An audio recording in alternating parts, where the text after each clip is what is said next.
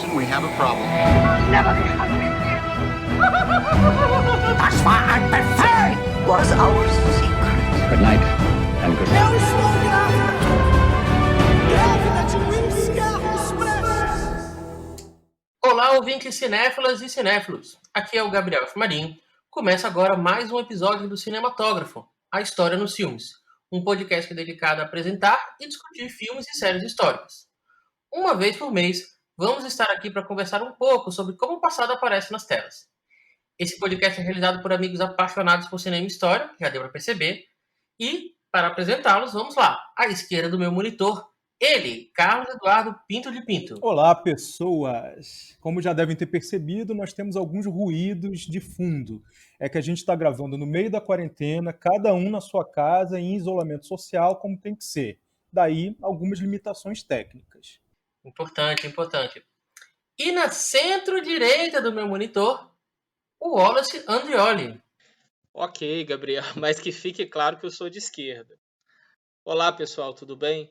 Vocês podem nos encontrar no Spotify, no Google Podcast, no SoundCloud e no YouTube. Ou seja, tá fácil, vai lá, clica se você gostou e clica também para seguir a gente. Vai ser muito bom ter vocês aqui sempre. E Wallace, uma coisa importante é que se vocês quiserem conversar com a gente, podem usar o e-mail cinematógrafopodcast@gmail.com. Podem encontrar a gente também no Facebook, no Instagram e no Twitter. Procura por lá, Cinematógrafo, a História nos Filmes. É um jeito de continuar a conversa por aqui e comentar filmes, séries, livros e também apontar alguns erros nossos. A gente está construindo isso aqui com vocês.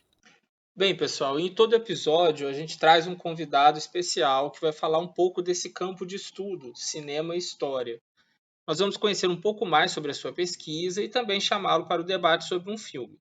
Nesse episódio, o nosso convidado é o Flaviano Bugatti Isolan, que é professor do Departamento de História da UERJ e do mestrado profissional em História, Prof. História. E como bons anfitriões que somos, os nossos convidados escolhem o filme do dia. E o Flaviano escolheu para hoje o clássico do Steven Spielberg, A Lista de Schindler, que você pode encontrar na Netflix.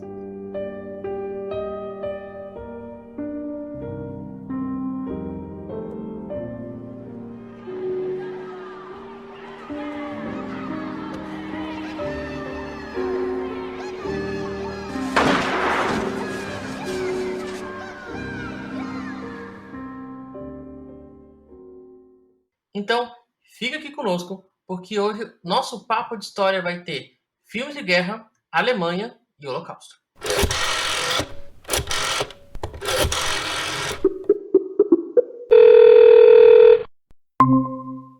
Tudo bem, Flaviano? Tudo bem? Seja bem-vindo. Obrigado pelo convite, já parabéns pela ideia do projeto. Muito obrigado. Flaviano, a gente queria saber como foi a tua formação como historiador e, especificamente, em que momento da tua trajetória você descobriu que era possível trabalhar com cinema, abordar as relações entre história e cinema. Me formei, graduação na Federal de Porto Alegre, mas após a formação eu daí fui morar fora, fui morar em Berlim. Só que, enfim, foi acontecendo que eu acabei mais trabalhando que estudando, o estudo foi ficando um pouco de lado, eu acabei muito mais flanando pela universidade lá, aquele campo imenso que tem de possibilidades de ver coisas. E numa dessas eu vi uma disciplina sobre o cinema alemão dos anos 20. E ali eu comecei pelo menos a amadurecer, pelo menos a ideia e o projeto de trabalhar com cinema, né? Comecei a pensar em como fazer um link, né, desse cinema alemão com a história brasileira, não queria ficar só numa história alemã. E trouxe o projeto para cá. E acabei conseguindo daí entrar no mestrado do IFIX na FRJ. Só que o trabalho da recepção dela no Brasil ficou muito limitado, né, porque indo para os arquivos, indo para a imprensa da época, fazendo a pesquisa, não tinha recepção, né, praticamente nessa época no Brasil. O mercado cinematográfico brasileiro nos anos 20 estava recém se formando. A Semana de Arte Moderna envolveu várias áreas, o cinema não estava presente, mas daí eu acabei estendendo, né, o corte da pesquisa e acabei entrando nos anos 30. Então daí acabou que eu acabei fazendo uma junção, seria a recepção do cinema alemão no Brasil da década de 20, naquilo que estava nascente, né, mas entrando para a década de 30, né, que daí além do material ser mais substancial, acabei pegando também o período nazista. Né? O mestrado foi uma história regional, né? Isso aí foi o recorte disso aí foi a capital Porto Alegre, no Rio Grande do Sul, e uma cidade de colonização alemã, Santa Cruz do Sul, né? Que tinham as suas respectivas imprensas sobre isso aí, né? E aí, claro, nesse contexto do mestrado, acabei, feito aqui no Rio de Janeiro, acabei consolidando, né, o gosto por cinema e história. E futuramente, depois, no doutorado, eu expandi a pesquisa, que deixou de ser regional, para o Brasil, vamos chamar assim. Focou muito mais na região sul-sudeste, né, Rio, São Paulo, e desde então fico com a pesquisa inicial, né, dessa que eu acabei consolidando com o mestrado e doutorado, mas também com outras inserções, né, dentro do tema. Flaviano, é o Wallace aqui. Você podia falar para a gente um pouco sobre os principais resultados assim dessa sua pesquisa sobre recepção no Brasil, né, do cinema alemão dos anos 20 e 30, coisas interessantes que você descobriu, as características, né, as principais características dessa recepção desse cinema, que é um cinema que acho que, como você disse, tão importante para a história do cinema, né, sobretudo se a gente pensa no cinema dos anos 20, e depois o cinema dos anos 30, que tem essa particularidade, né, de, a partir de um certo momento ali, ser muito vinculado à ideologia nazista. Eu acho que a pesquisa, assim, em termos de resultado, né, eu acho que descortina, talvez, um pouco de uma ideia que a gente sempre cria em termos de história. Por exemplo, a ideia de cinema alemão, né, eu acho que quando a gente fala isso aí, a primeira ideia que vem à cabeça é a Leni Riefenstahl, né, é o Triunfo da Vontade, é o Olímpia, né. Tem muita coisa que tem isso aí que vai além só desses ícones que ficam na memória, né. Seria dizer assim que esse cinema alemão que passou no Brasil na época teve um grande peso aqui, teve uma grande influência aqui, mesmo sendo em termos relativos e não absolutos. O que eu quero dizer com isso? Na década de 20 e 30, né, como grande parte da Europa, inclusive, né, o mercado cinematográfico era dominado em 80%, 90% por filmes de Hollywood. Né? Então, assim, uma média de... Eles cobriam, de todos esses países que não Estados Unidos, eles cobriam cerca de 10%, 20% dos cinemas exibidos aqui no Brasil. Mas, mesmo assim, eles tiveram uma participação e uma influência importante naquilo que, nos anos 20 e 30, aqui no Brasil, cresceu como o universo do cinema. É um crescimento paulatino, junto com ele o crescimento na imprensa, por exemplo, digamos assim, do campo dos especialistas. Né? É na década de 30, principalmente, que se começa a crescer ou se profissionalizar o que seria, mais tarde, uma crítica cinematográfica ainda mais apurada, ainda mais profissional. Então, tu tem esse crescimento grande, dominado pelo mercado americano, por Hollywood, a sua grande, né, dominação cultural, mas o cinema europeu, e no caso brasileiro, principalmente o alemão, acabou sendo o grande concorrente, a grande frente contra esse domínio. E aí que entra o papel do cinema enquanto política cultural exterior alemã. Né? A Alemanha acaba a Primeira Guerra Mundial derrotada, né? E tanto que ela vai ter, na década de 20, na República de Weimar, ela vai ter a ideia de que, né, já que nos falta, né, as armas, né, a diplomacia e a política, a gente vai entrar com política cultural para outros países. Principalmente na América Latina, que era considerado pela diplomacia alemã, digamos, o último continente livre. E a partir da arte de filmes criada em finais de 31, ou 32, 31, que no final de 31 que é criada, né, os filmes alemães vão conseguir ter uma distribuição mais consolidada nos vários cinemas do Brasil. Né? E quando eu falo daí, sim, eu quero puxar esse quarto resultado, a grande concorrente nessa lógica da chamada política cultural exterior. Né? O Brasil, a América do Sul, principalmente o Brasil, vai ser uma disputa por parte de Estados Unidos e, em segundo lugar, e a Alemanha vai acabar angariando o segundo lugar, né, como o grande concorrente de país que tentava assim colocar seus tentáculos diplomáticos, políticos, econômicos e culturais aqui. né, da década de 30, a Alemanha tem uma grande inserção de trocas econômicas, políticas, né, com países da América do Sul, Brasil, Argentina, Chile principalmente, que assusta o governo Roosevelt, assusta os Estados Unidos em plena depressão, né, em pleno New Deal, né. Então, assim, essa presença de cinema, assim, é uma presença muito forte em termos do que era a Alemanha enquanto horizonte cultural para o Brasil. E digo isso, na década de 20 começa isso aí, com o nazismo isso aí ganha um certo grau ganha um certo reforço, né? Claro que a gente fala de dois aspectos interessantes. Primeiro, pela questão, principalmente no sudeste e sul das regiões de colonização alemã, mas não só por isso, né? Na década de 30, o fascismo aparece no campo internacional como essa pseudo-alternativa entre a sociedade capitalista em crise e o socialismo, né, que se consolidava na União Soviética e a sua pretensa ameaça global. Então, assim, na década de 30, naqueles anos da nossa modernização conservadora sob Getúlio, né, os valores que pregavam o fascismo, que pregavam uma Alemanha, e pregavam um Hitler, por exemplo, né, eram valores a ser defendidos, né? O fascismo teve a sua inserção também enquanto valor político na sociedade brasileira e o cinema fez a sua parte.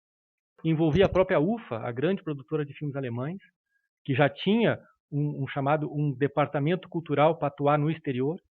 Envolvia o Partido Nazista, né? O Partido Nazista teve braços em vários países do globo. No Brasil foi o maior, com cerca de 3 mil militantes filiados. Os comentários na imprensa brasileira, por exemplo, acabavam sendo uma caixa de ressonância, como um realismo maior, por exemplo, que as representações romantizadas do cinema de Hollywood, né? Tudo em nome de um certo nacionalismo que o cinema alemão também colocava, de uma raça alemã que tinha o seu grande valor cultural. Isso era a imprensa brasileira. E aí o Getúlio, a contragosto, mas no seu pragmatismo, rompe com a Alemanha. Então daí sim, a proibição de tudo que é estrangeiro, não só alemão, mas aí entra, né? Aí acaba, no caso alemão, acaba o cinema, perseguição até nas casas exibidoras que passassem filmes. A Arte Filmes acaba tomando um enquadramento do próprio embaixador americano aqui no Brasil, né? Perfeito, obrigado. Ok. Fabiano, é o seguinte, eu estava escutando você e você colocou muito sobre a inserção desse cinema, como esse cinema alemão circulou no Brasil, sobretudo nesse biênio, anos 20, anos 30 e início dos anos 40. Mas eu queria talvez te perguntar um pouco menos sobre o cinema alemão e mais sobre a Alemanha no cinema. Como que a gente pode talvez medir ou perceber como que é a representação dessa Alemanha dos anos 20 e dos anos 30, feita a partir desses concorrentes culturais? Como que eles a representavam e qual que é o impacto que talvez a gente carregue disso até hoje, do nosso imaginário sobre esse cenário alemão desse período? Bom, a Alemanha surge no cinema. A Alemanha foi uma potência cinematográfica, tá? E ela surge enquanto potência cinematográfica justamente numa guerra militar, obviamente, e também cultural, ou seja, na Primeira Guerra Mundial. Essa, inicialmente, era a propaganda desses seus inimigos, o militarismo alemão, a burocracia alemã, um certo espírito de uma sociedade disciplinada e militarizada. Contra essa propaganda é que a Alemanha funda a sua grande empresa cinematográfica, a UFA. Na década de 20, essa inimizade em termos de cinema em relação à Alemanha talvez diminua um pouco, porque a Europa daí vai estar, cada país, tentando reformular ou não é recriar, reformular ou refundar ou recuperar, melhor dizendo, as suas indústrias cinematográficas. E eles conseguem, né? Eles têm ali esses anos até 25, até metade da década de 20, é o ano da grande vanguarda cinematográfica europeia. Tá? O que acontece é que daí, claro, com a crescente desaguamento, né, da República de Weimar para a direita política, e a consequência disso é Hitler, né, crise de 29 Hitler, na década de 30, né, também há, e acho que entra aí nessa lógica das relações internacionais do período, também há um certo alívio em relação à Alemanha. Ninguém fala mal de Hitler, ninguém assim coloca Hitler nesse começo como algo demoníaco, Hitler era tratado como chanceler Adolf Hitler, né? Deixam a Alemanha em paz em termos do que seria, né, essa Alemanha que, enfim, que crescia sob o nazismo nesse primeiro momento. Um exemplo disso, por exemplo, é que a própria Alemanha começa, ela mesma evita fazer filmes, por exemplo, contra a Inglaterra, contra a França. Ela também está dentro o cinema também entra na lógica dessa retomada das relações diplomáticas sob o nazismo. Não vai criar problema. Isso envolve até Estados Unidos, né? A própria indústria cinematográfica, Hollywood, em Estados Unidos, né, vai ter uma grande cooperação com a Alemanha nazista, né? Todas as grandes produtoras de Hollywood vão estar no mercado cinematográfico alemão, inclusive depois de Hitler. Deixa eu só fazer um parênteses que eu me esqueci, um parênteses importante. Não é que não tenha ninguém falando assim, em termos de cinema, mal da Alemanha ou colocando a Alemanha como, né, aquele inimigo a ser combatido. Muitos filmes dos anos 30 têm como palco a Primeira Guerra Mundial. Tá? Isso vale para a Alemanha e para vários outros países, né? E é claro que daí a Alemanha vai ser sempre apontada como a causadora da guerra, né? Então, assim, mas assim, sempre teve cuidado, sempre teve muito melindre, nunca foi uma coisa muito direta. Um filme em específico, baseado num livro, que é o Nada de Novo no Front, que é um filme inglês, né? Que daí, claro, né, enfim, mostra aquela guerra de trincheiras, mostra o exército alemão completamente, né, assim, culpado da guerra, aquela coisa militarizada, aquela coisa, né, disciplinada demais, né, uma espécie de máquina de morte contra os aliados que estavam lutando contra esse inimigo que causou a Primeira Guerra Mundial.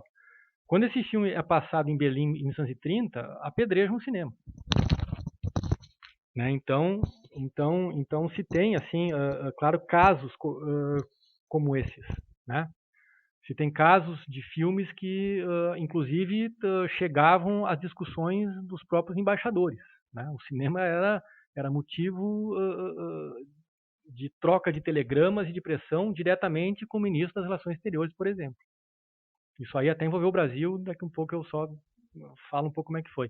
Mas, ou seja, havia casos assim, né, onde a Alemanha ainda era vista como a inimiga, mas sempre que ela tinha um filme onde se colocava como algo que ela não gostava, ela diplomaticamente fazia, enfim, a sua reclamação.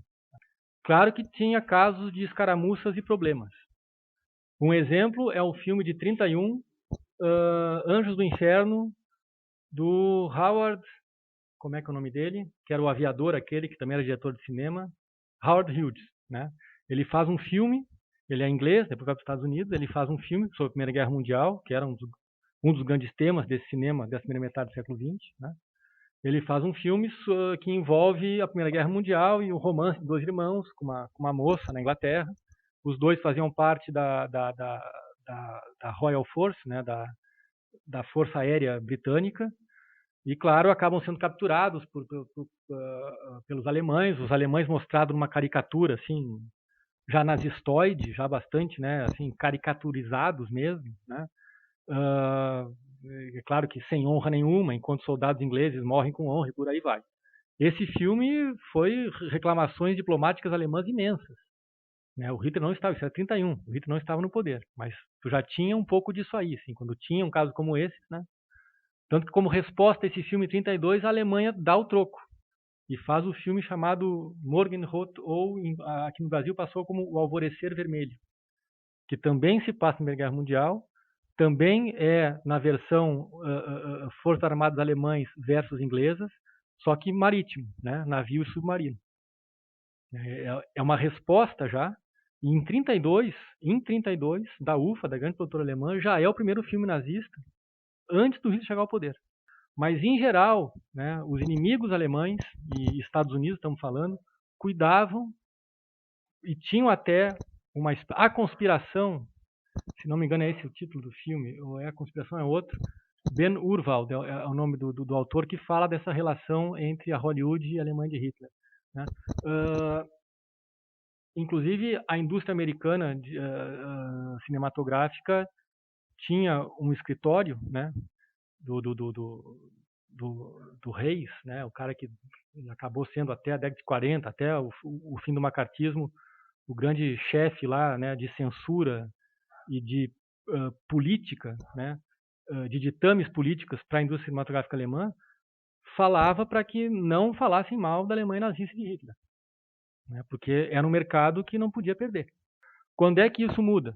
Isso muda em 1938, isso muda quando a guerra e Hitler já começa a botar as asinhas de fora, né? Ele faz o Anschluss na Áustria, ele toma o norte da Tchecoslováquia, quer dizer, a máquina de guerra dele já começa a se mexer.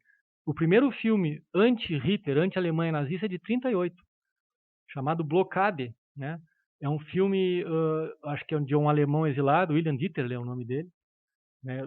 Exilado não, ou fugido da Alemanha, e faz um filme sobre a Guerra Civil Espanhola.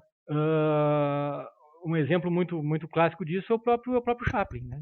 Em 1940 ele faz O Ditador, que inclusive passou por censura no próprio Estados Unidos, porque ele exagerou demais na crítica a Hitler, né? O Ditador foi censurado. O filme que a gente conhece tinha muito mais coisa, além desse muito de coisa que já tem, né? E claro, protestos na Alemanha sobre o ditador e a figura, né, que ofende Hitler. No Brasil, protestos da embaixada brasileira, de um vice-consulado no interior da Bahia, sobre a circulação desse filme aqui. E o Getúlio não, o governo do Getúlio, né, o Ministério das Relações Exteriores proíbe o filme aqui, não vai ser passado. No Brasil, por exemplo, o Grande Ditador vai ser passado só em 42. Só para abrir no parênteses Brasil, né, para ver o peso do cinema que era, né, na década de 30, vários filmes ingleses e americanos, sobre a Primeira Guerra Mundial principalmente, circulavam no cinema aqui, né, e claro, foram considerados ofensivos à Alemanha. A embaixada alemã no Rio, o Partido Nazista no Brasil, os consulados pelo interior, associações de ex-imigrantes alemães, todo mundo reclamava. Isso acabava no colo do Oswaldo Aranha, que era o ministro das Relações Exteriores. E o cinema sempre trabalhou assim, né? Os Estados Unidos sempre atendeu ao interesse da sua indústria, político e econômico. A Alemanha também. Quando Hitler faz o acordo com Stalin, a Alemanha produz 2 filmes, um sobre Tchaikovsky e outro que eu não estou lembrando agora, mas de elogio à União Soviética. É claro que depois, quando ela invade 41, né, volta, enfim, ao perigo vermelho, ao regime judaico bolchevique, etc. Mas o peso do cinema nesse contexto era muito grande.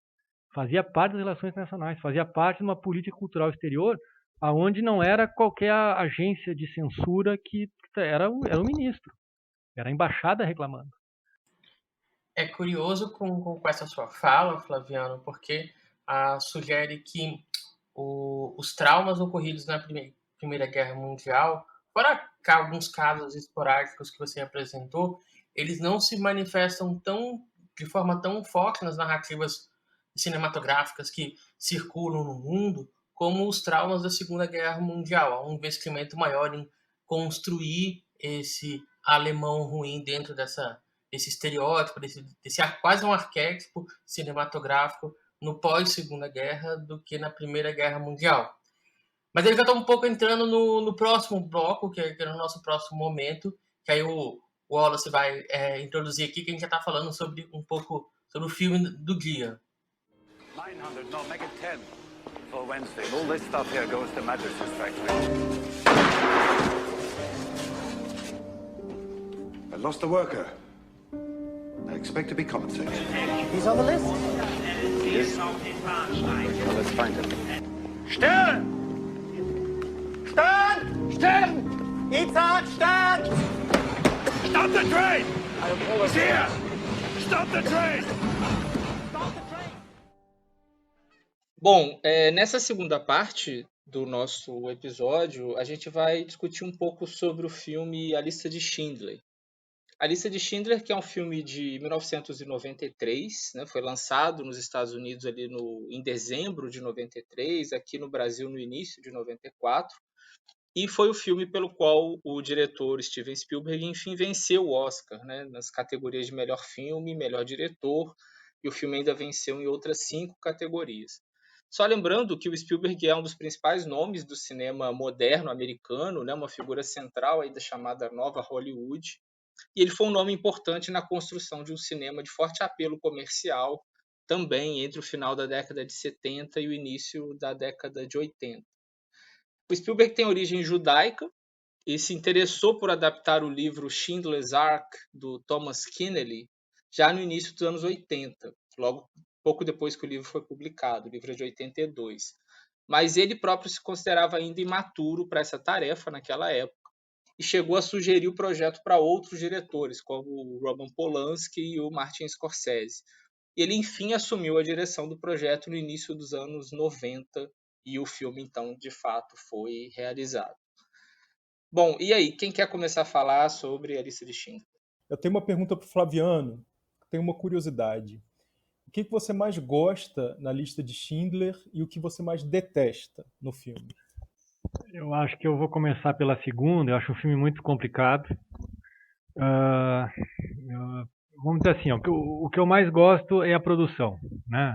Tem uma produção, pelo menos assim, não estou nem entrando na questão da estética do filme em si, mas é uma grande produção. É um filme do padrão Spielberg, né, de fazer filme, né? Ela entra naquela ideia de um filme de grande produção hipnótico, né? Te leva para a tela. Agora, eu acho ele como um todo um filme bastante complicado, porque relata um evento limite do século XX, talvez um evento mais seminal, talvez mais reproduzido, representado, ou que se tenta representar, que é o Holocausto, que é um campo de concentração, que é a questão da Segunda Guerra na Alemanha nazista. Mas tem muita coisa ali que eu acho que merece ser muito matizada, inclusive em termos de como o cinema representa um evento histórico dessa monta, como é o caso do Holocausto. Né? Eu acho que a gente vê o filme e fica hipnotizado pela produção Spielberg, né, e seu padrão Spielberg, mas nos leva a pensar muita coisa e esse pensamento com muita crítica. Tá? Eu começaria respondendo assim.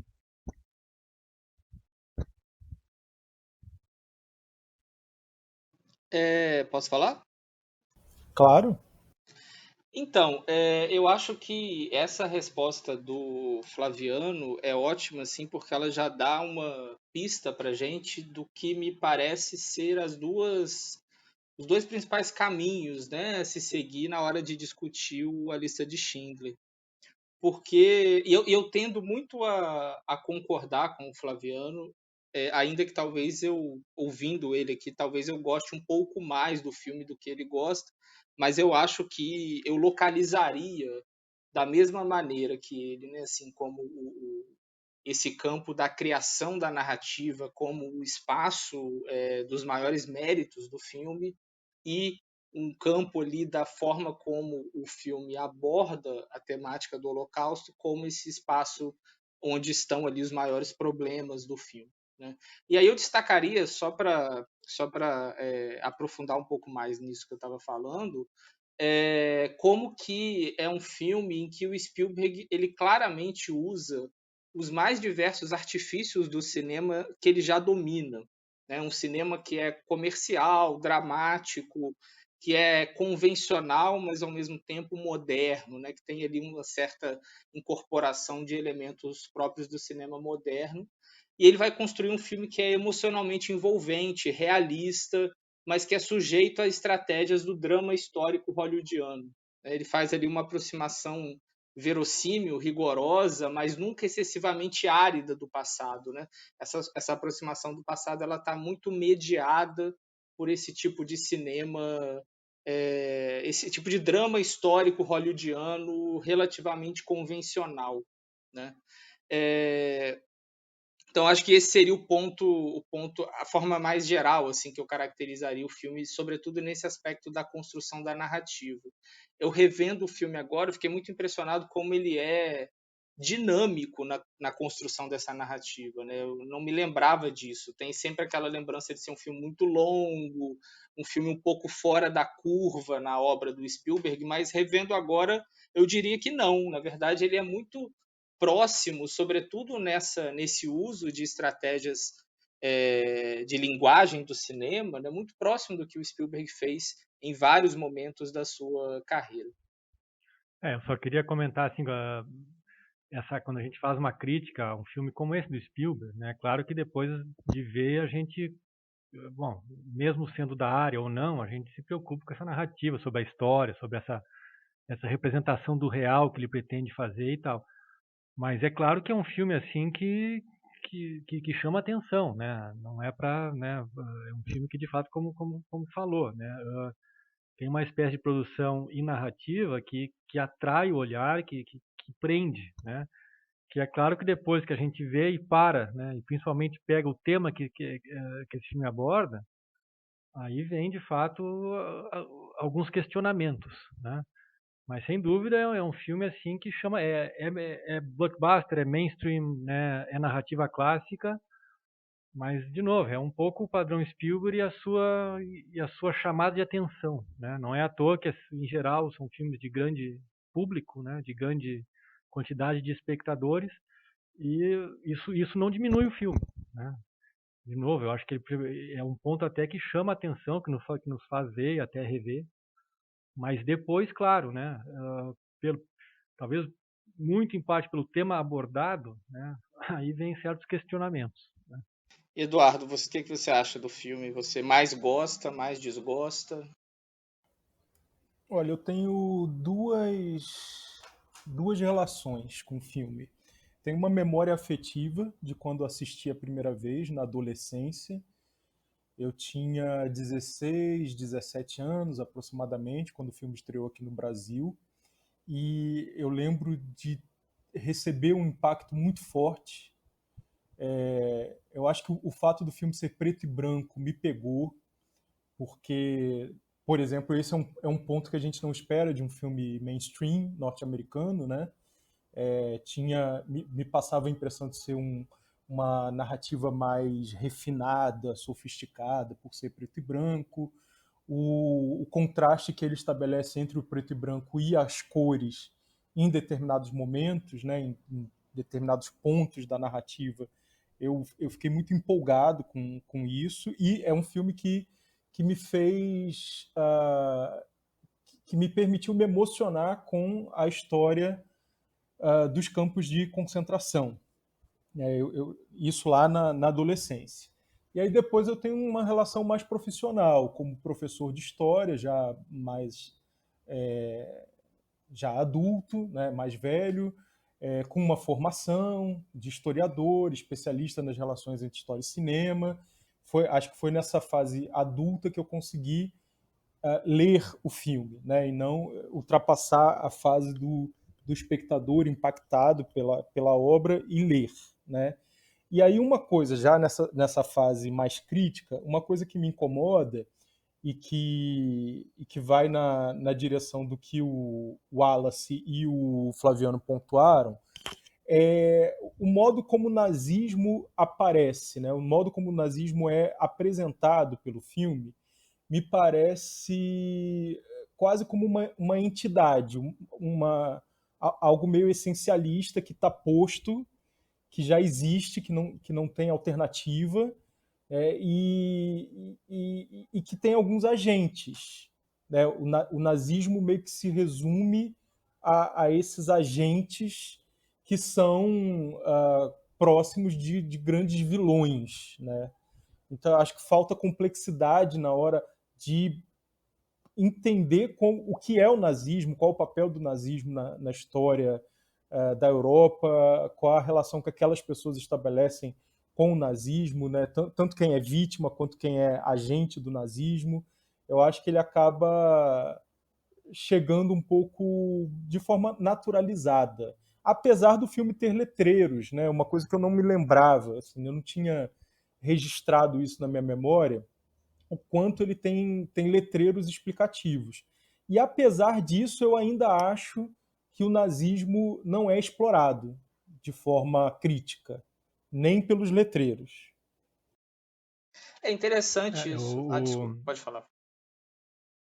Não, pode falar. Não, eu ia comentar que é interessante essa coisa, isso que o Eduardo falou, né, sobre a construção do nazismo, porque eu acho que puxa para uma discussão sobre como que determinados personagens aparecem no filme, né? Porque eu acho que, sobretudo, que a gente tem ali dois grandes personagens no filme que são dois nazistas, né, mas que são construídos de formas distintas, né, que é o Oskar Schindler e o Amon Goeth, né.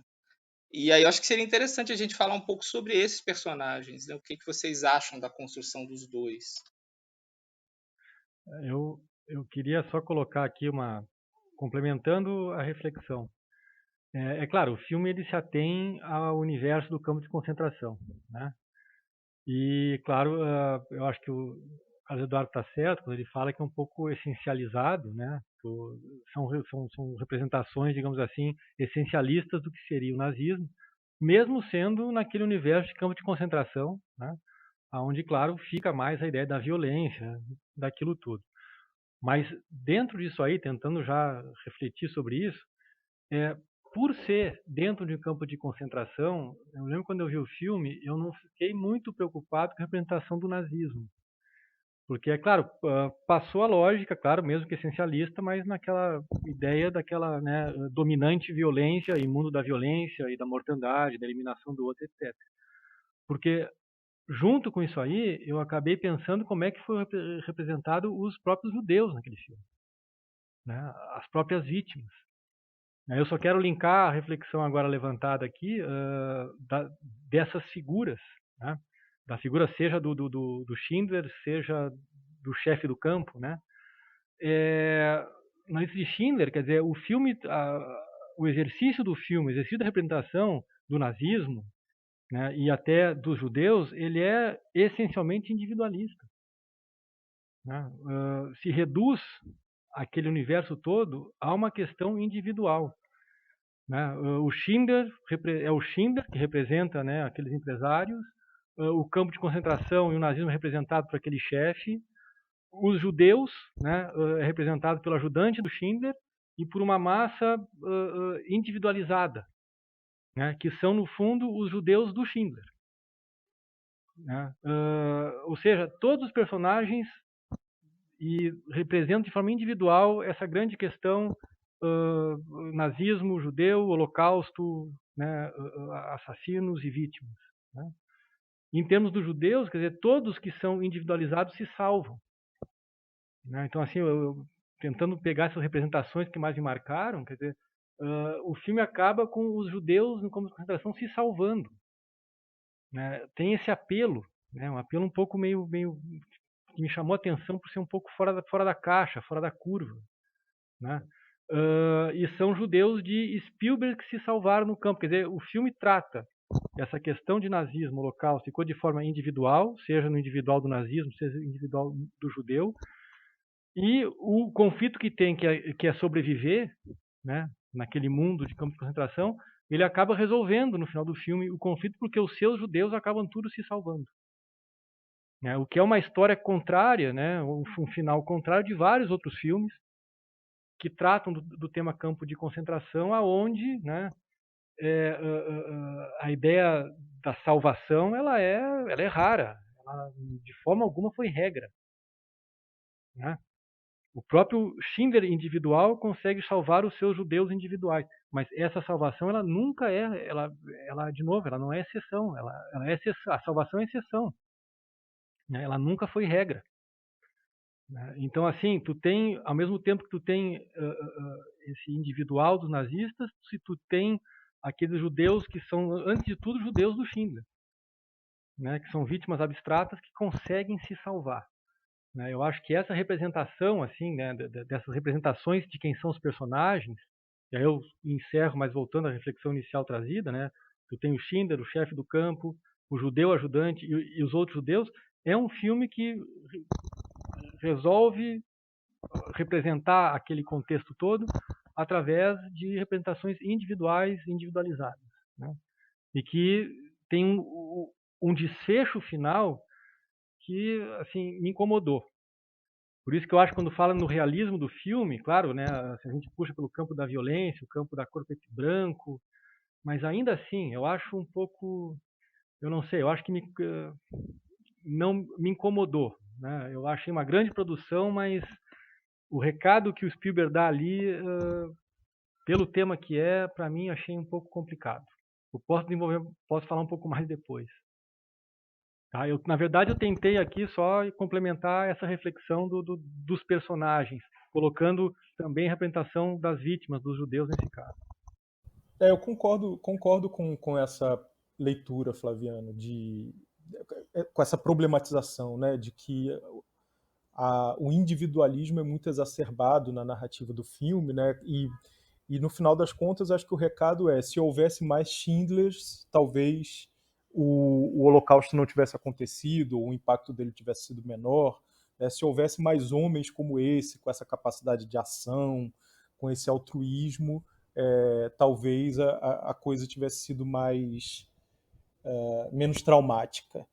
Agora, eu queria ouvir do Gabriel, porque eu sei que o Gabriel está inquieto também, ficou inquieto também com esse jogo de espelho entre o Schindler e o Amon, né? Então, eu adoro o filme. Assim, eu tenho um carinho muito especial pelo filme. Reconheço várias das limitações dele, mas eu acho que faz parte do fazer um filme histórico, fazer um cinema histórico, tomar algumas decisões e de vez em quando abrir mão de outras. E eu acho que é um filme muito muito poderoso, inclusive pelas novas imagens que ele acaba propondo que circulem na sociedade. Assim, a gente tem uma percepção do que foi aquele evento muito por conta das imagens que esse filme colocou da praça, colocou no mundo. Mas, de fato, o Flamengo colocou um ponto que eu não tinha pensado assim tanto, que era qual que é a representação que a gente faz não dos nazistas, mas sim dessa população judaica e como que a gente está vendendo uma narrativa de salvação. E aí, eu acho que, super concordando com o Flaviano, eu acho que a resposta está mais em pensar que é um filme sobre a década de 40, feito nos anos 90. E, sobretudo, por um cineasta que rejeita muito a possibilidade de um final triste em vários momentos. Ele tem esse realismo mágico, essa narrativa mágica, e aí nisso eu concordo 101% com o Flaviano. Não é um filme exatamente realista. Ele vai que ele investe muito no encantamento. Algo que talvez me incomode um pouco, quando ele vai falar sobre o nazismo, ele trata o nazismo um pouco como uma espécie de cúpula de mafiosos. E fica por isso, assim, ele não entra nessa complexidade que o Carlos Eduardo tinha colocado. Embora eu dê um pouco de desconto, porque eu acho que talvez esse tenha sido o recorte desse personagem Schindler. A maneira como ele estava inserido nesse mundo, lidando com aquelas pessoas, era a partir de negociações de barganha, de suborno, e aí é a maneira com que ele enxerga essa população.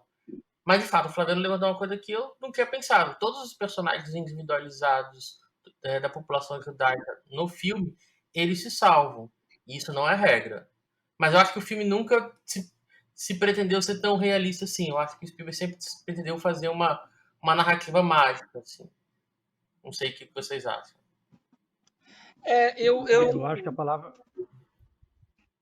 Eu acho, assim, só para esclarecer, quando eu falo do realismo, acho que é mais no sentido do filme propor uma estética realista, né? Ou que pelo menos tenta construir uma impressão, uma sensação de realidade, né? Porque ele próprio dizia isso, né, na época do lançamento do filme, que ele decidiu filmar em preto e branco, por exemplo, porque as imagens do Holocausto que ele conhecia, as imagens dos filmes e fotografias daquele momento ali eram em preto e branco, né? Então ele conhecia o Holocausto em preto e branco, né? As referências que ele tinha eram essas. Então eu acho que tem essa busca por um olhar realista nesse sentido. Eu acho que é uma visualidade realista, né? Mas mas ao mesmo tempo eu concordo com vocês. Assim, eu acho que a maneira como ele constrói a história, as escolhas que ele faz, até se a gente for pensar no arco do personagem do Oscar Schindler, né, como que em boa parte do filme ele é um cara que faz ali coisas que acabam tendo um efeito positivo, mas ele é basicamente um cínico, ganancioso, um bom vivant, né?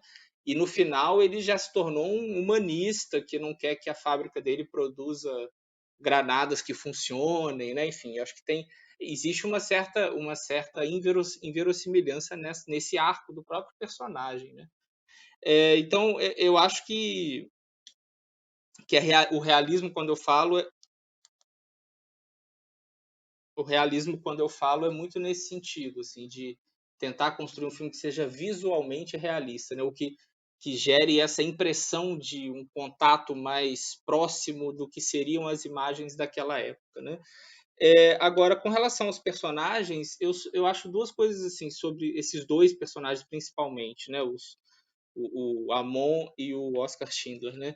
O Oscar Schindler me parece, durante a maior parte do tempo, pelo menos, uma figura muito interessante de se ver num filme como esse, por conta da sua ambiguidade, né? Assim, de certa forma, até se aproxima um pouco desses olhares historiográficos mais recentes, né, para períodos autoritários que buscam compreender tipos de comportamento que vão além da resistência ou da colaboração, né? Porque ele é um personagem, na maior parte do tempo, muito ambíguo, né?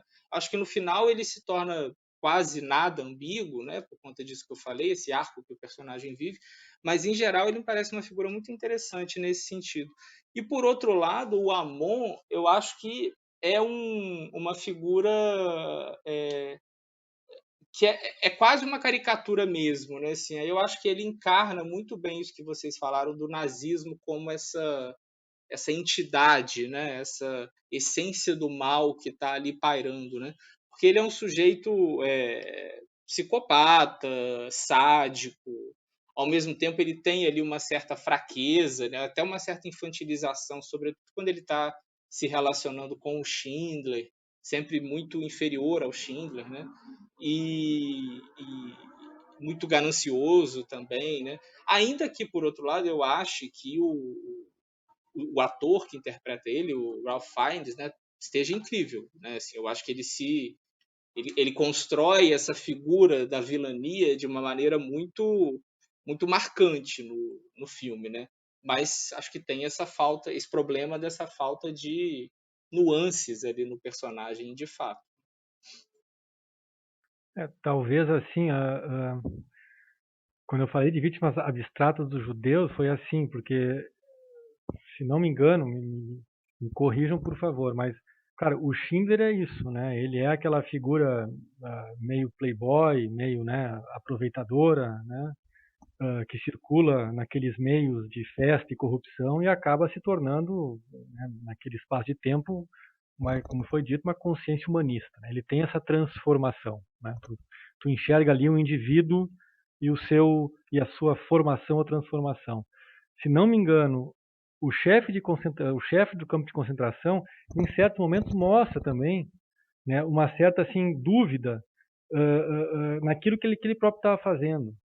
Talvez mostre ali, aí enfim, me corrijam, mas talvez ele pudesse ter sido, o filme mostra assim, que ele pudesse ter sido aquela figura boa, mas que por força daquele ambiente todo nazista daquela Alemanha, ele é levado a virar o que ele virou. Eu não sei se ele chega a ser assim, se ele é representado essencialmente como aquele nazista desde o seu primeiro DNA até aquele momento. Eu acho que em algum momento do filme mostra ele duvidando, né?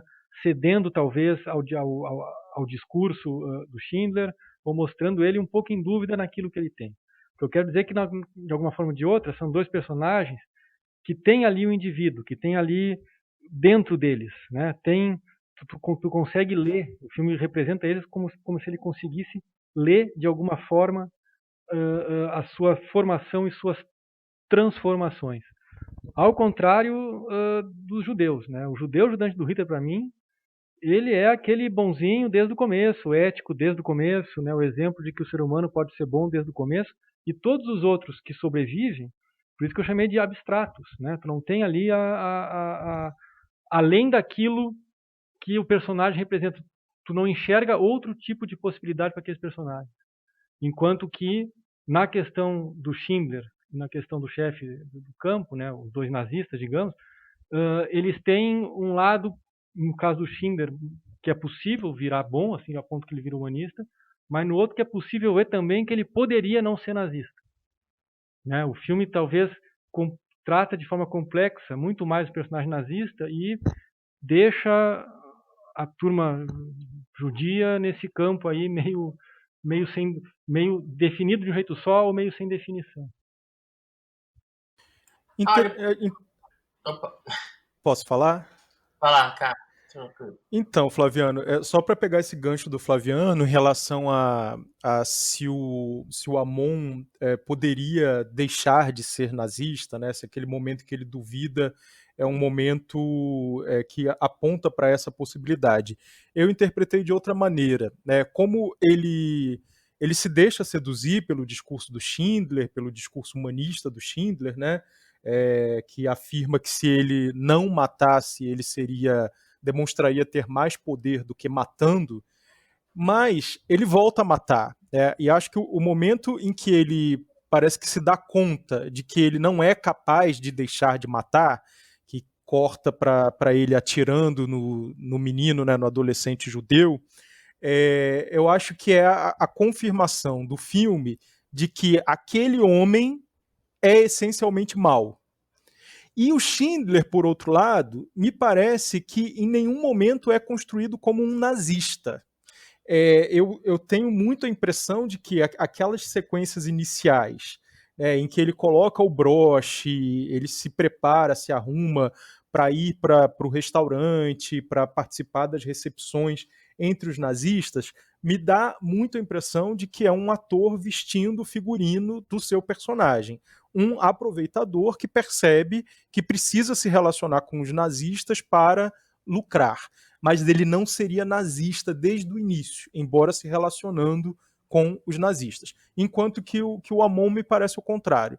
Né? Ele não tem escapatória. Por mais que ele se deixe momentaneamente seduzir pelo discurso do Schindler, a essência dele é má, porque ele é nazista. Ele é essencialmente nazista e ele acaba matando. Não, quanto ao Schindler é isso. Quanto ao Schindler é isso mesmo. Ele não é um nazista. Né? A gente só coloca ele assim como no campo dos, né? Mas de fato o filme representa ele como sendo um não nazista. Nesse sentido. Isso aí sim. Ele não é ideologicamente convencido do nazismo, né? Assim, engajado, né? Ele é alguém que de fato vê naquela ocasião ali uma oportunidade econômica, né? Até é interessante, mas é isso que eu falo assim do arco dele, que eu acho que me parece um pouco exagerado assim a transformação no final, porque tem um momento de um diálogo muito afiado, né, no início, quando ele está conversando com a esposa, em que ele fala de que tem um elemento que faltava, que não acontece sempre e que agora estava possibilitando que ele, enfim, tivesse sucesso financeiro e tal. E ela pergunta o que é a sorte, ele fala, não, é a guerra. Né? E ele fala com uma empolgação daquilo, né? E no final ele já é completamente anti-guerra, né? Assim, a ponto daquilo que eu disse, né? Dele não querer que a fábrica dele produza munição que funcione, né? Coisas do tipo. Além que também tem que pensar, uma coisa que me leva a pensar quando eu escuto vocês falando, é o quanto que a gente acaba não colocando a lista de Schindler naquele modelo narrativo do narrador que veio de fora. Quando a gente fala muito sobre o campo do antirracismo, né, do branco salvador, mas a gente poderia fazer analogias com outros modelos também, em que o processo daquela situação de horror vai ser resolvida por alguém de bom coração, que não consegue, que para ele aquelas relações não fazem sentido. E, pelo menos, pelo que eu estudava, pelo campo de espaços que a gente, de trabalhos que a gente vê, era muito difícil você estar imerso naquele período e você não estar imerso naquela troca ideológica. Ele parece uma figura muito alheia ao contexto e ao mundo que ele está. E nisso realmente faz sentido. Ainda é um personagem incrível, mas ele me parece um personagem muito irreal.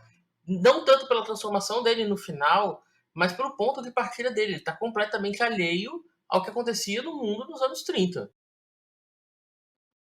Mas isso eu acho que não me incomoda não, sabe, Gabriel? Porque eu acho que é muito aquilo que eu tinha comentado, de um certo, uma possibilidade de estabelecer um certo diálogo com uma historiografia mais recente, porque eu acho que a gente tende a olhar muito para períodos autoritários nessa lógica dicotômica, né? De o lado do opressor e o lado do que resiste, o lado do que colabora e tal.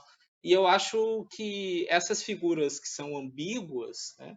Ou que têm posições ali oscilantes ao longo de um determinado período, que na verdade é a maioria das pessoas, né? Ou pessoas que não se posicionam abertamente, ou que tentam simplesmente sobreviver de alguma forma ali em tempos mais difíceis. Então eu acho a figura do Schindler bem interessante nesse sentido, assim. Agora é legal isso que você falou dessa coisa de fazer uma analogia com o White Savior, né? Assim, de ser aqui sei lá, um Nazi Savior, né? Assim, alguma coisa do tipo, porque é o nazista bom, né? Assim, de certa forma. Ainda que, como a gente tenha discutido aqui, ele não seja estritamente um nazista, né? Mas eu tenho um pouco isso me parece uma coisa que sempre me atrai no filme, assim, essa coisa dele ser esse sujeito ambíguo, e me parece de certa forma até um pouco corajoso do Spielberg optar por esse tipo de personagem para falar do Holocausto, né? Assim, porque talvez o caminho mais esperado de alguém como ele, né? Um diretor de origem judaica, que via esse filme como uma espécie de reconexão com as suas origens, né? Seria escolher um protagonista judeu, né? Fazer algo, sei lá, parecido com o que o Roman Polanski fez lá no Pianista. Então eu acho bem interessante essa escolha por esse personagem ambíguo, né? Ainda que realmente acho que essas coisas que o Flaviano falou sobre a construção desses personagens fazem muito sentido. Deixa eu só comentar, assim, eu vou trazer talvez duas questões aí para linkar com tudo, inclusive que o Wallace falou no final aqui. Talvez, assim, se fosse um outro personagem que não ambíguo, eu não sei se o Spielberg teria, é presunçoso falar isso, mas vamos lá, né? Eu não sei se o Spielberg teria condições de fazer isso, porque se não fosse ambíguo, o filme nem sequer, o argumento do filme nem sequer existiria. A preocupação do Spielberg, e a partir dela ele constrói seus personagens e essa visão do Holocausto como de concentração, a preocupação dele é, apesar do Holocausto, apesar de nazismo como de concentração, é mostrar, vamos chamar assim, não um mínimo de conflito, mas um conflito básico e a sua solução no final. É uma espécie, o Spielberg é uma espécie de final feliz, de alguma forma. Inclusive nesse tema do Holocausto, né? Então, assim, tinha que ter esse personagem ambíguo e ele tinha que salvar os judeus dele, né? Por isso que eu acho, assim, eu fico um pouco incomodado com isso, né? Eu fico um pouco incomodado porque eu acho que, claro, isso aí de novo, eu acho que, como o Casuara falou no início, a gente tem muito questão afetiva com os filmes e depois crítica mais elaborada, né? Eu vi o filme quando eu estava no primeiro ou segundo ano de faculdade, então a gente já tinha aquela pretensão de ser crítico, tá? Mas, de qualquer forma, essa crítica permaneceu. Tá? Permaneceu porque me incomoda, porque depois, e é um tema que eu gostei muito, na questão da história contemporânea, dessas representações do Holocausto. Seja via cinema, que eu acho que é um tema muito bacana, tem muito filme interessante para isso, seja via livro, tipo, por exemplo, Primo Levi, Elie Wiesel, esses sobreviventes, né? Eu acho um tema muito sensível, muito caro, né, para a história, para a gente que trabalha com história e memória, para ser tratado de vamos chamar assim, eu vou exagerar, mas de um jeito como o Spielberg tratou. Me incomodou um pouco essa representação dele. Me incomodou um pouco porque, de novo, tentando linkar as coisas, se o Schindler, para o Spielberg teria que ser essa figura dúbia. Ele teria que ser esse não nazista que depois, o oportunista, depois vira humanista, porque ele teria que salvar gentes, que no caso eram judeus abstratos, num final feliz. Senão, não seria filme do Spielberg, basicamente, eu acho. né? Esse grande final moral, isso vale para o lado do Ryan também, por exemplo, né? Claro que tem lá a morte, o sangue, a guerra, a violência, né? Mas assim, esse moralismo hollywoodiano é o Spielberg, né? E eu acho que esse filme dele, né? Tem essa problemática porque ele acabou se tornando o ícone assim desse grande imaginário atual sobre o Holocausto, né? E é isso que eu achei meio problemático, assim, né? Eu acho que parece que tudo que foi vivido no campo de concentração acabou sendo representado ali naquele filme do Spielberg, assim, de alguma forma, né? Ele parece que assim, ele deu um bom resumo. Eu tenho a impressão de que ficou essa ideia generalizada e eu acho um pouco complicado, tá? A começar por um pouco essa ideia de, claro, o Schindler seria aquela figura, porque senão ele não teria salvo aquele bando de, enfim, de vítimas abstratas que ele salvou. Isso para reflexão. O segundo ponto é o filme eu vi, acho que em 94, foi quando passou no Brasil, se não me engano. Teve um artigo de um argentino que ele escreveu bastante, o artigo foi citado enfim, por bastante gente depois, inclusive a Beatriz Sarlo, eu lembro de um texto que ela faz uma comparação da representação do Holocausto, não no Schindler, mas no filme do Shoah, do Claude Lanzmann, com representações sobre as Malvinas.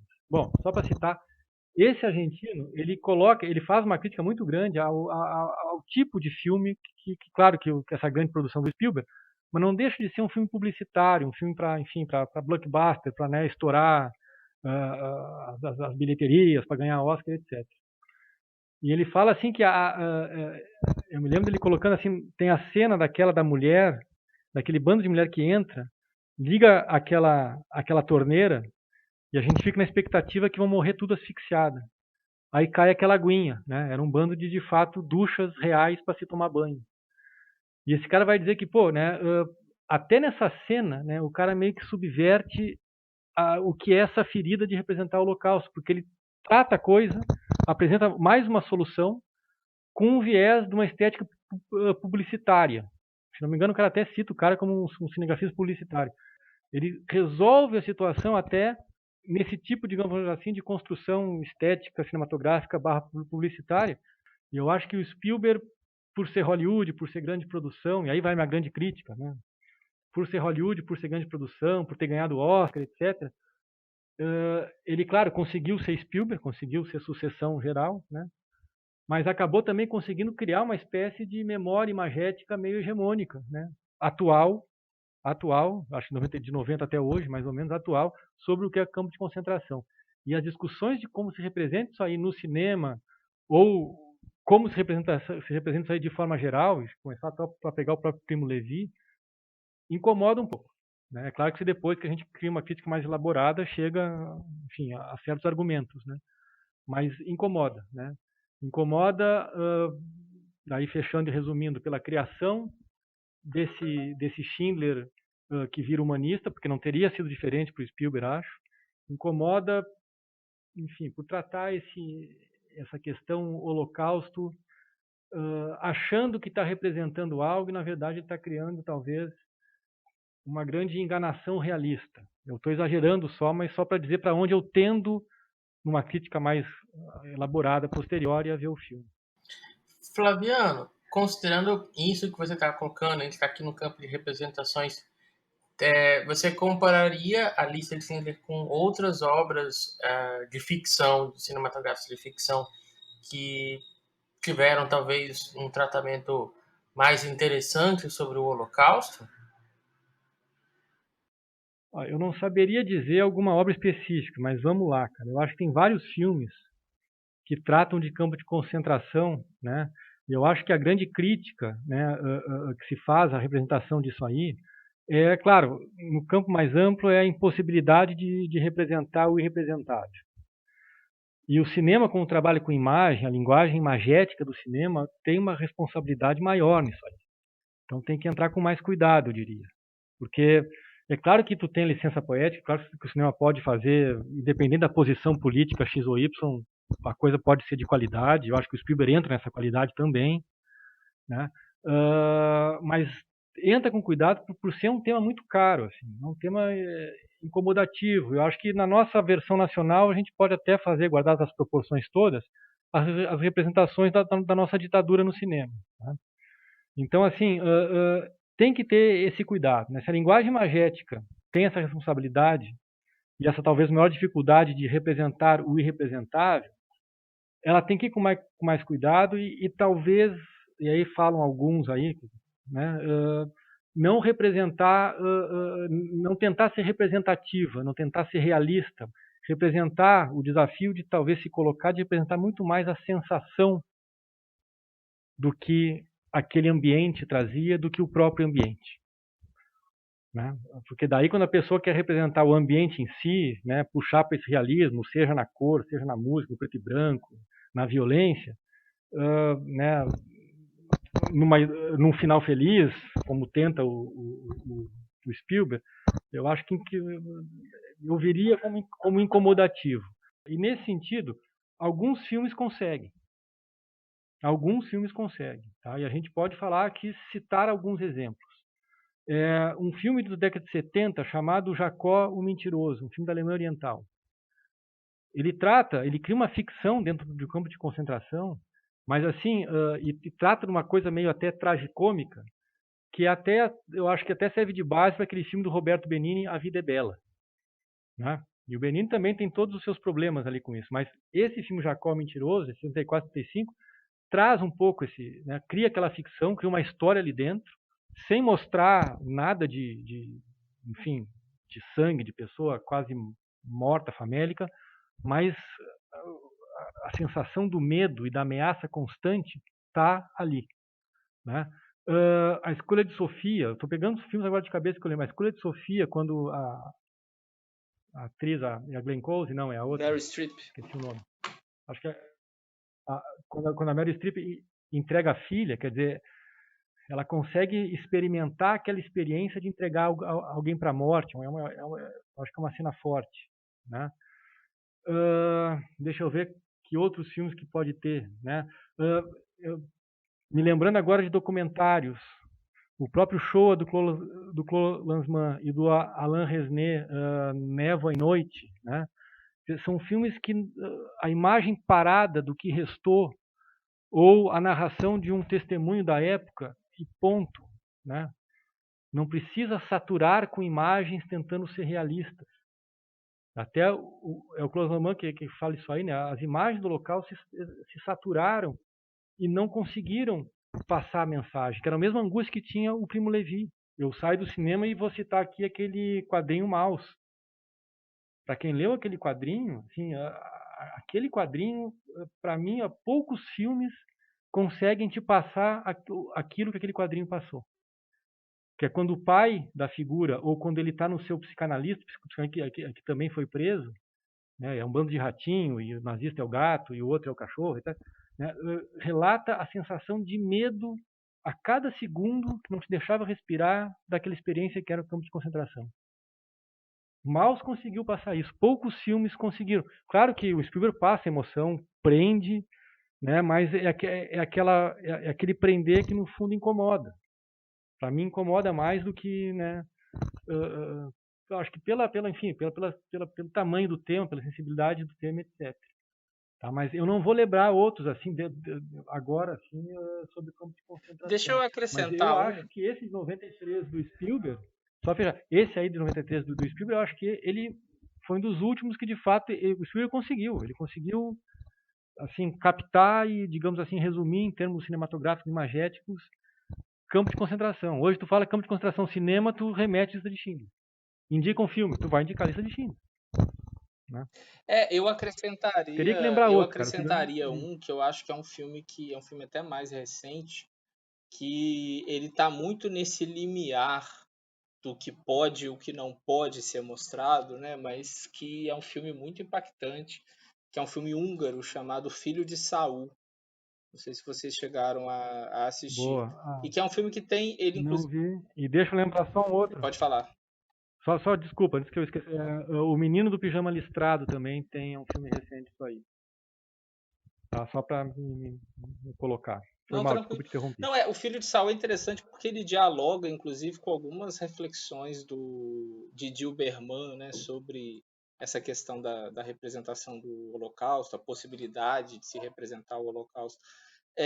E foi ótimo assim, que o Flaviano fez toda essa análise desse tema, porque eu acho que tem tudo a ver com essa discussão, né, sobre o que pode e o que não pode, né? O que deve ser mostrado ou como mostrar determinadas coisas quando está se tratando de um tema como esse, né? E o A Lista de Schindler, de fato, foi um filme que levantou debates desse tipo, né? Eu estava lembrando aqui que tem um texto da década de 60 do Jacques Rivette, que era um crítico de cinema francês, que depois virou diretor de cinema também, sobre um filme que se passa num campo de concentração chamado Capo, que é um filme do Dilo Pontecorvo.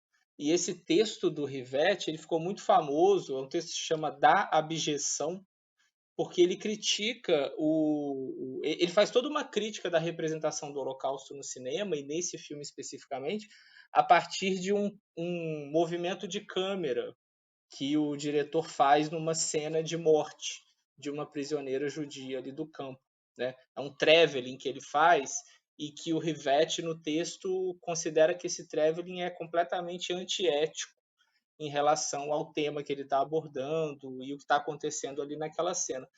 E aí eu fico pensando assim, o que o Rivette não deve ter pensado dessa cena da Lista de Schindler da câmara de gás, que no fim das contas não é câmara de gás, né? Eu acho que essa foi a grande. Essa cena foi o epicentro da polêmica em torno da Lista de Schindler na época, que tem a ver justamente com isso. Né? Assim, acho que se tem uma concessão à fantasia que o Spielberg faz nesse filme, é nessa sequência, né? Assim, que é impressionante, porque é uma sequência em que ele é bastante rigoroso até na forma como ele reencena relatos do que era Auschwitz, né? Aquela cena das prisioneiras no trem e uma delas vê pela janela uma criança passando o dedo no pescoço, né? Como dizendo que ela está caminhando para a morte. E quando a gente volta lá no filme do Claude Lanzmann, tem um sobrevivente que fala disso, né? Aliás, nem é um sobrevivente, acho que é um polonês que fala disso, né? Que eles ficavam ali na beira do trilho do trem fazendo esse gesto para os prisioneiros que passavam de trem. O próprio procedimento, a sequência de procedimentos ali quando as prisioneiras chegam em Auschwitz, é tudo uma reencenação muito próxima dos relatos a respeito daquilo, mas aí quando chega, primeiro, né, ele tem ali o gesto de entrar com a câmera na câmara de gás, né, o que já é em si discutível, né, até que ponto aquilo seria ético de se fazer, e aí ele dá o passo além, que é fazer um pequeno plot twist ali, né? Enganar o espectador, brincar com as expectativas, com os sentimentos do espectador, numa cena que está falando de algo tão extremo, né? Então eu acho que me parece que quando a gente volta em toda essa discussão, que é uma discussão que tem toda uma trajetória também ao longo do século XX, né, das possibilidades de se representar um evento como o Holocausto, quando chega na Lista de Schindler, me parece que isso é o ápice, né? Alguns dos filmes que o Flaviano citou, eu até acho que eles são mais problemáticos até do que a Lista de Schindler, na forma como eles simplificam mais esse evento, né? O caso do A Vida é Bela, do Menino do Pijama Listrado, mas e eu concordo com você, Flaviano, assim, que A Lista de Schindler parece que ele, de certa forma, sequestrou o imaginário do Holocausto, né? Assim, a gente associa muito hoje o Holocausto às imagens do filme do Spielberg. Queria falar sobre essa sequência também da câmara de gás, voltando, né, para aquela discussão que a gente estava tendo sobre o realismo, né, a construção realista ou melhor, a reconstrução realista da história. É interessante porque ele parte de uma história verídica, né? A priori o Schindler existiu e essas ações ocorreram.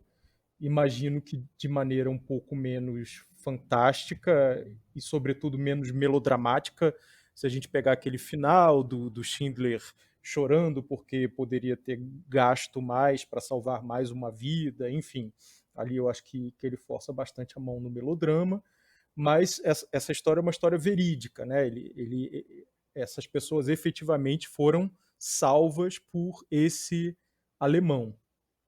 Mas, por outro lado, é, é quase inverossímil, né? Ela é verídica, mas ela é quase mágica.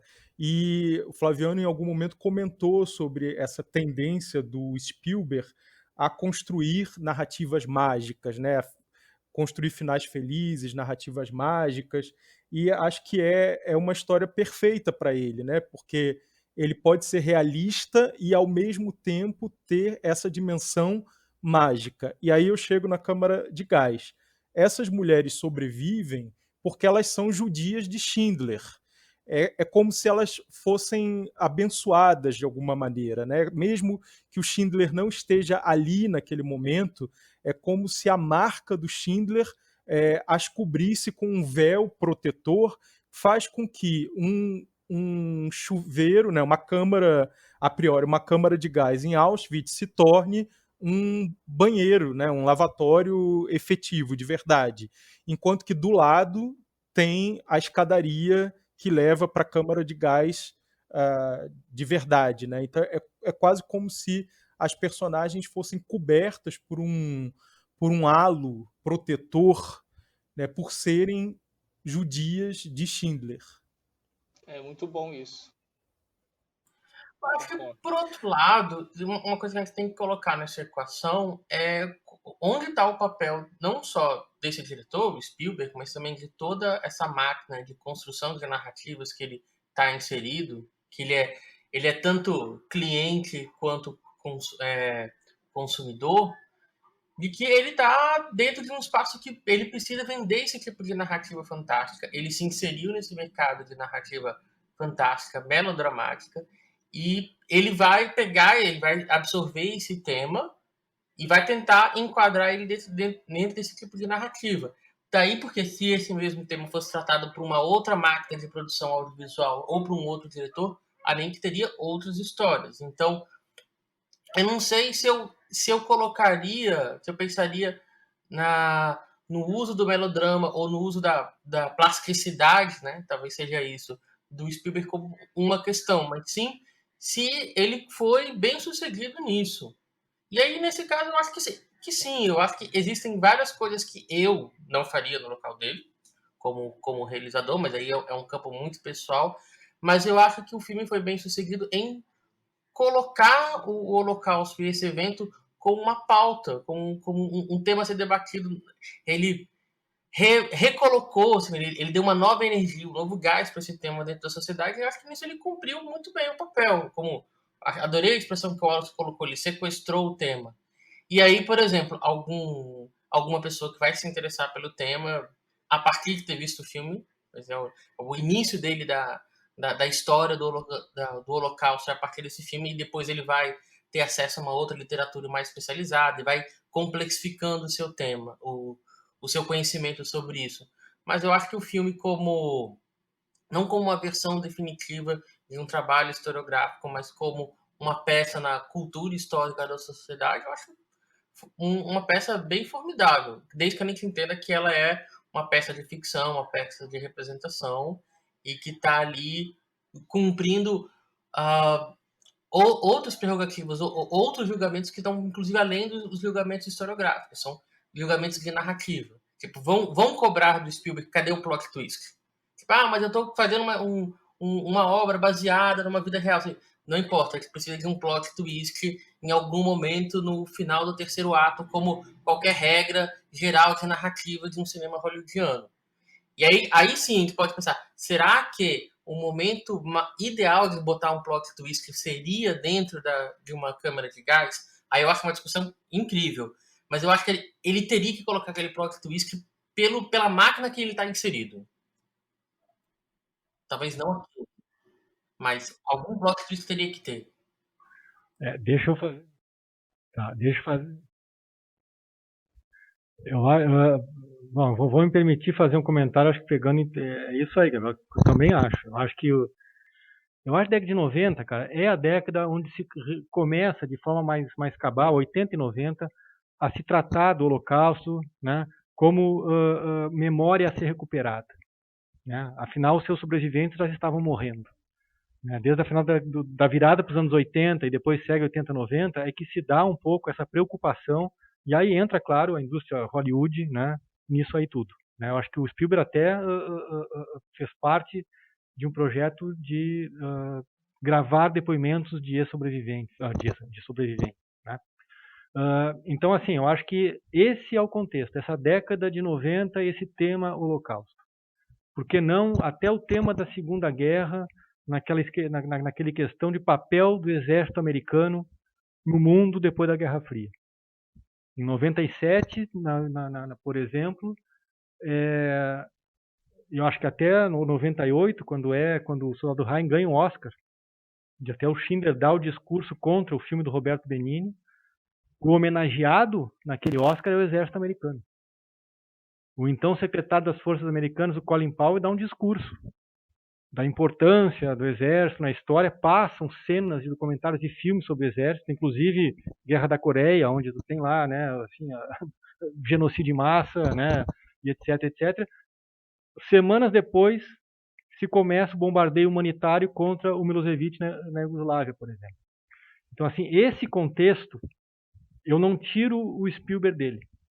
Eu acho que ele fala antes do judeu, antes do artista, é o cinema americanoide.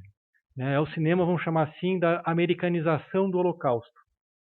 E dentro disso aí, o contexto do papel dos Estados Unidos na chamada Guerra Boa, a Guerra Necessária, etc, etc. Eu acho que o Spielberg está aí. É claro que a análise de um filme não tem que só responder esse contexto, tem muito mais coisa, mas esse contexto ele está aí. Né? E aí, nesse sentido, eu acho que, por mais que tenha esse debate todo, que claro que tem que ter, e tem, é fundamental, o sucesso do filme nisso aí é importante, é interessante, mas também eu acho que botar um pouco no olhar disso aí, e quem é o Spielberg nesse contexto todo. Porque de alguma forma ou de outra, esses filmes, aí eu já arrisco aqui uma reflexão, Soldado Ryan e Lista de Schindler, é os Estados Unidos como libertador do judeu, porque o Schindler era alemão, mas enfim, né? Ele é aquele carinha identificado como livre entre aquele regime nazista. Né? Então, assim, é os Estados Unidos como libertador dos judeus, matador de nazista, por que não depois protetor de Israel, né? Inimigo do antissemitismo e inimigo depois do terrorismo islâmico, ou de qualquer atitude terrorista mundo afora. Eu acho que aí entra um pouco esse anos 90 Spielberg. Né? Por isso que eu acho assim que tem o interessante, também acho, o sucesso é válido, tem seu mérito, o filme sem dúvida, mas eu mantenho aquele ranço de crítico meio chato, porque eu acho um tema muito delicado, sei lá, para um Spielberg botar a mão. Tá? Se é isso, eu não sei, não tenho resposta, não sei quem escreveu sobre isso, mas enfim, tá? Eu faço um pouco esse papel de crítico chato, sim, nesse sentido, para cinema Spielberg. Tá? Mas eu acho que é uma hipótese excelente, Flaviano. Não é. E é toda coerente, tanto com a trajetória pessoal do Spielberg, né? Uma criança judia com os pais. Não, eu acho que os avós vieram da Ucrânia, foi isso, e que vivem. Nasce logo depois da Segunda Guerra, e até as escolhas de vilão dele, né? Ele está fazendo cinema nos anos 60, no final dos anos 60, dos anos 70 e 80, enquanto que boa parte dessa indústria hollywoodiana está escolhendo, tem uma expressão que a gente usa muito quando vai estudar sobre o Weaver Russian, ele escolhe o Weaver Nazis. Assim. Parece que ele tem que exorcizar realmente esse fantasma nas escolhas dele. Até, pelo menos a trilogia do Indiana Jones, a primeira parte, isso está muito marcado. Então, isso tem a ver com quem é esse autor-diretor. Então, acho que é perfeito, assim.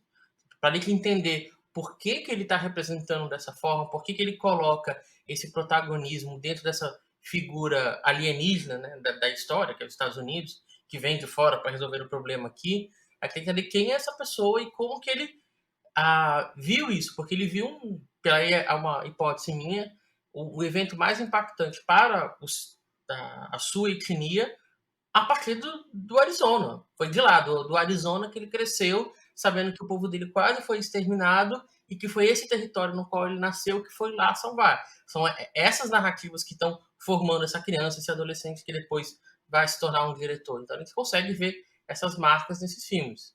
Acho que é uma hipótese que me parece super razoável e, nossa, super concordo. Esse ponto, Boa lembrança, Jones, e boa, não sabia do Arizona. Bacana. esse ponto me faz pensar numa discussão que é bastante cara a quem trabalha com as relações entre história e cinema, que é a intencionalidade dos criadores. O que um criador, uma criadora pretende atingir no momento em que produz um filme, que concebe um filme. Para me preparar para esse nosso debate, eu busquei algum material sobre o que o Spielberg queria, né, com a lista de Schindler, e eu vi algumas entrevistas, comentários, dizendo que ele estava muito impactado com o neonazismo, né, a ascensão do neonazismo no pós-derrubada do Muro de Berlim, e como que aquilo poderia acontecer na década de 90, sendo que a história da Segunda Guerra Mundial, especificamente a história do Holocausto, nos mostrava aonde chegaria, onde poderia chegar aquele movimento. Mas isso não significa necessariamente, né, que o filme corresponda a essa intencionalidade. Eu acho que ele poderia ter essa intenção de construir uma narrativa para se opor à ascensão do neonazismo, mas ainda assim, né, pela trajetória dele, pelo modo que ele tem de filmar, que é devedor de uma tradição cinematográfica norte-americana, que é devedor também da própria criação dele, né, do quanto ele contribui para alimentar essa forma de filmar, o filme acaba sendo resultado de outros fatores também, né, de produção, de apelo comercial, como foi comentado aqui. Então, acho que tem esse embate, essa tensão entre o que se quer fazer, o que se pretende fazer, e, no final das contas, o que essa narrativa acaba resultando, né? No que ela acaba resultando. É por aí. Um outro... Aquela ideia de que um filme não é um texto, né, mas é a junção de vários textos. Exato. O filme é uma sobreposição o cinema de vários... ainda tem esse fator a mais, né, de ser uma produção muito, por mais que tenha ali a figura do diretor e o Spielberg como esse diretor muito já consagrado naquele momento, então imagino que com muito poder, né, mas ainda assim produção coletiva, né, a gente tem aqui o Gabriel, que é alguém que trabalha com isso, né, e que sabe o quanto a produção de filmes ela é colaborativa, né, enfim, muito mais até do que outros tipos de expressão artística, né? E que eu acho que torna ainda mais complexa essa nossa tentativa de explicar o filme, né, a partir das intenções do autor, né? Agora, sim, eu gostei muito disso que o Flaviano e que o Gabriel comentaram, sobre esse olhar do Spielberg, né? Assim, porque eu acho que faz todo sentido e eu acho que não tenho muitas dúvidas também de que o Spielberg ele tende muito a ler a história a partir dessa perspectiva. Eu ia dizer uma perspectiva americana, mas eu acho até que eu gostei disso que o Gabriel falou, né? A perspectiva ali do Arizona, né? De um garoto que cresceu ali no Arizona, né? Boa. E isso vai além isso até além desses dois, né? Se a gente for pensar em outros filmes históricos dele, como Ponte dos Espiões. Agora, ao mesmo tempo, assim, eu também queria só, já encaminhando para finalizar, mas comentar uma coisa que o Gabriel falou, que o Gabriel buscou valorizar o filme por conta desse papel social, né, digamos assim, que ele teve, né, assim, o impacto que ele teve e a abertura para debates ali que ele produziu. E eu concordo, mas eu até iria um pouco além, assim, retomando lá o início da minha fala. eu acho que, apesar de todos esses problemas que a gente levantou, o filme ele é muito bem sucedido também enquanto construção narrativa cinematográfica, né? E aí, assim, eu acho que isso não é muito surpreendente se a gente for pensar que o Spielberg é alguém que muitas vezes acertou nesse sentido, né? Fez filmes muito eficazes, mas assim, talvez se a gente for pegar todos os filmes históricos que ele fez, tem alguns em que ele claramente derrapa, né? Se a gente for pensar num filme como Amistade, por exemplo, né? É um filme em que ele não consegue equilibrar muito bem esses elementos, né? E no A Lista de Schindler eu acho muito impressionante o que ele alcança, porque é um filme que consegue, ao mesmo tempo, é, manter essa relação com uma série de referências históricas e até cinematográficas, né, a respeito do Holocausto, é, de uma maneira até muito fiel, me parece, né? Como eu falei lá antes da reencenação de certos relatos de sobreviventes que estão, por exemplo, no Shoah. Acho que até no Noite e Neblina, do Alain Resnais, também tem alguma coisa que ele se apropria aqui nesse filme, né?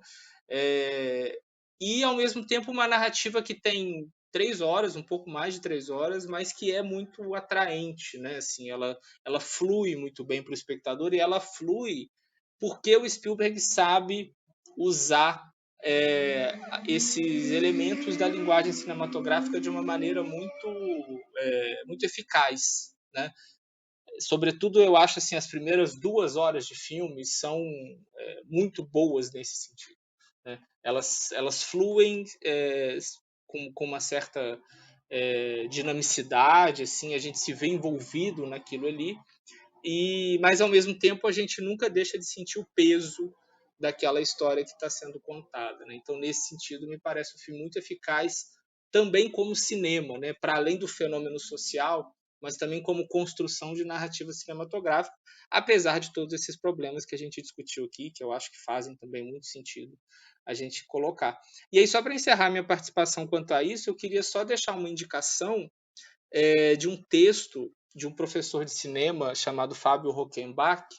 Ele é professor da Universidade de Passo Fundo e ele publicou um texto numa revista eletrônica chamada Revista Movement, revistamovement.net, recentemente, é de 18 de novembro agora, em que ele faz uma análise bem minuciosa da construção estética do filme, sobretudo de elementos de montagem, né? Como que o Spielberg usa a montagem para produzir determinados efeitos na narrativa do filme. O texto se chama Muito Além da Menina de Vermelho. Acho que depois a gente pode até deixar o link aqui para quem estiver ouvindo e quiser ler esse texto, acho que vale muito a pena. Talvez o Fábio eu conheça, o nome não me é estranho, pode ser que seja da minha época de faculdade, de graduação lá em Porto Alegre. Ah, bacana. Mas enfim, anotei, valeu. Talvez, não sei, eu sou ruim de nome, mas não me é muito estranho não. Só um comentário em diálogo com o que o Wallace acabou de falar. Eu tenho uma experiência, eu falei com vocês inicialmente, né, que tenho uma experiência com um filme em sala de aula, né, utilizando como material didático. E eu acho que os resultados que eu obtive em todas as turmas de 9º ano em que eu propus que a gente assistisse e debatesse a lista de Schindler, corrobora essa leitura do Wallace, que é um filme muito comunicativo, inclusive comunicativo com adolescentes, né? A média de idade do 9º ano é 14, 15 anos. É um filme longo, né? Maior do que a média dos filmes que a gente está acostumado a assistir, mas ainda assim ele consegue manter a comunicabilidade.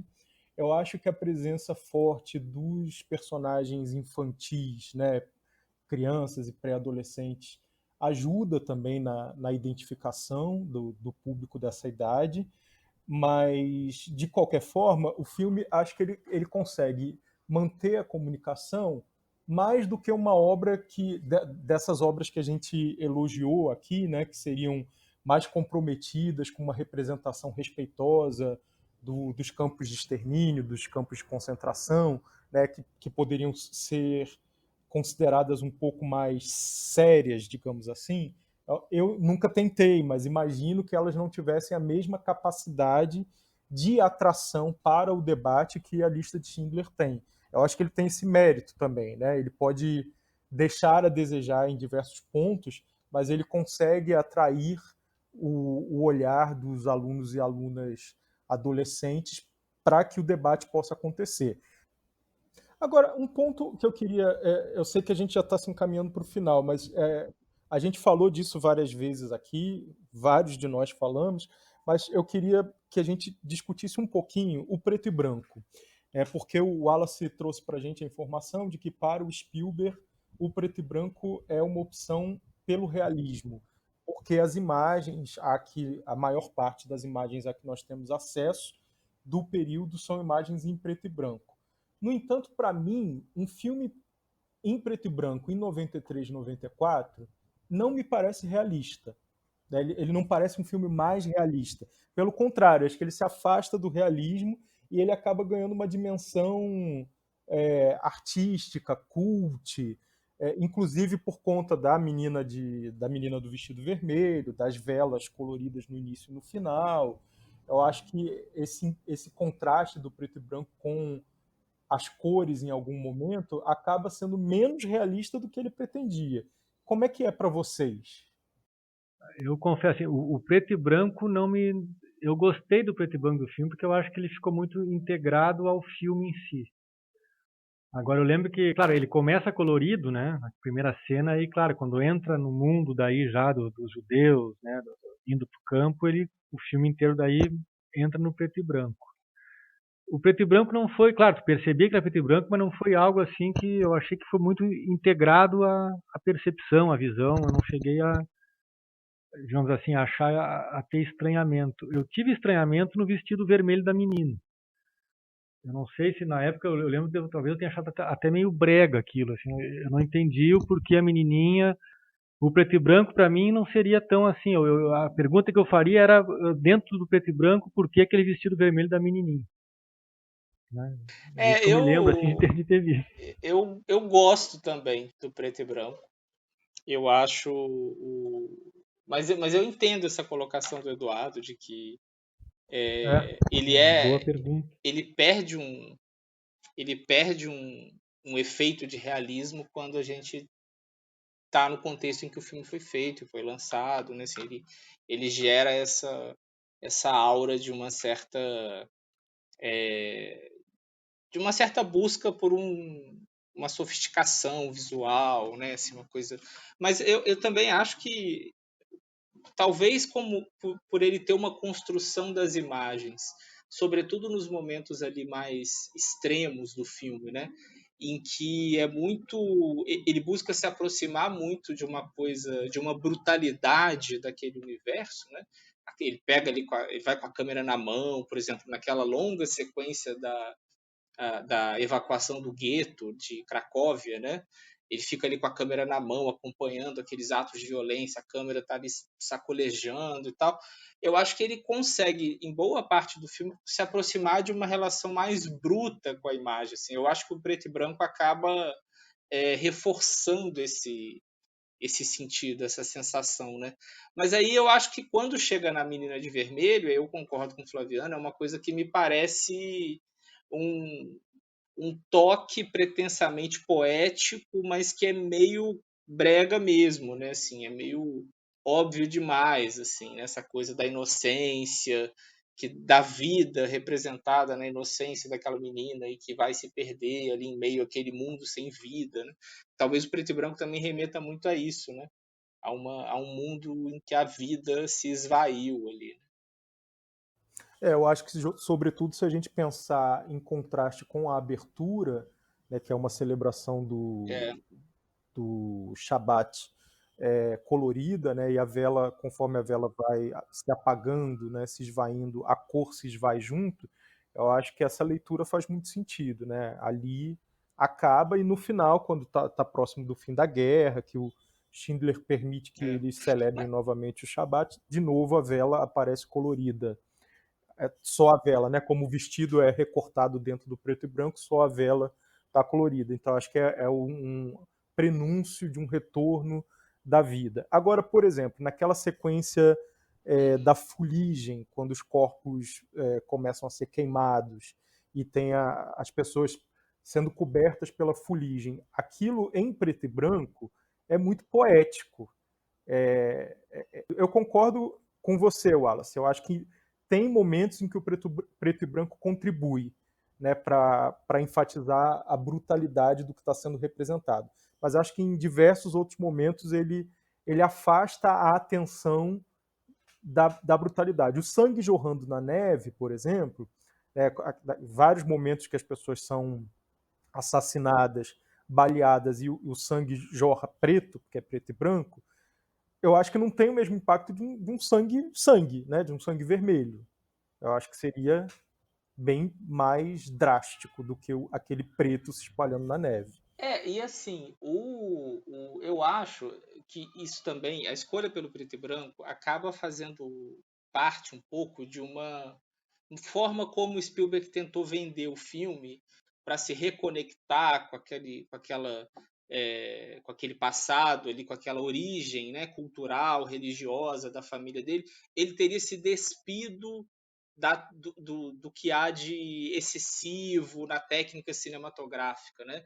Então ele abriu mão da cor, ele foi buscar ali um cinema mais cru, mais bruto, mais próximo ali daquele período em que o filme foi feito. Mas isso é claramente ilusório, né?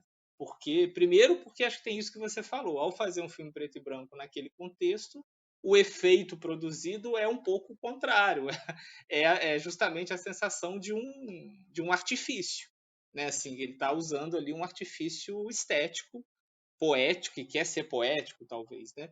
E, ao mesmo tempo, eu acho que é ilusório porque se tem no filme várias sequências em que ele tenta ter essa relação um pouco mais bruta com o mundo ali na construção das imagens, como eu falei, dessa coisa da câmera na mão e tal, mas tem outros momentos em que você percebe que ele tem um cuidado, assim, uma minúcia na construção visual daquelas cenas, né? Assim, no enquadramento, na iluminação, a iluminação muito expressiva do sentimento dos personagens, a forma como eles vão se deslocando em cena e tal, que é uma mise-en-scène ali bem expressiva, mais próxima do cinema clássico que ele usa e que ele costuma usar, inclusive em outros filmes históricos dele, né?